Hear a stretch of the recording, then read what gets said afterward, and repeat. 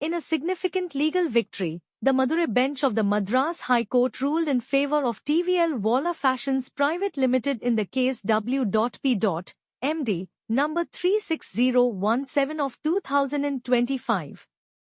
The court declared Notification No. 09/2023 Central Tax and Notification No. 56/2023 Central Tax as vitiated and illegal, setting aside the consequential assessment order for the financial year 2019 to 2020.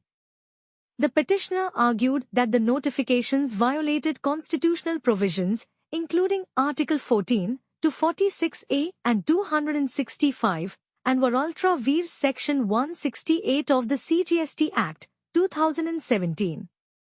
The court followed its earlier judgment in WP. Numbers 17184 of 2024, dated 12 June 2025, which had already addressed similar issues.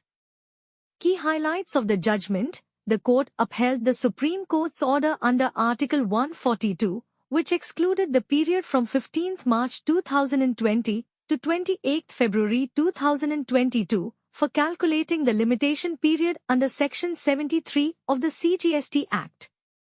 The impugned notifications were deemed arbitrary, illegal, and violative of constitutional principles.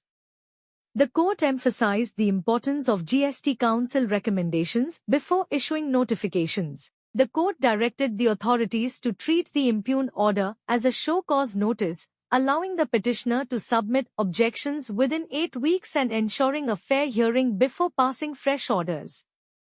This judgment is a major win for taxpayers, reinforcing the need for transparency, adherence to constitutional principles, and compliance with Supreme Court directives in taxation matters. Case citation followed by the court. The court relied on its previous judgment in WP numbers 17184 of 2024, dated 12 June 2025, which addressed similar issues and provided clarity on the limitation period under the CGST Act. For any litigation support and legal advice, please send us an email at office@adrikalav.com.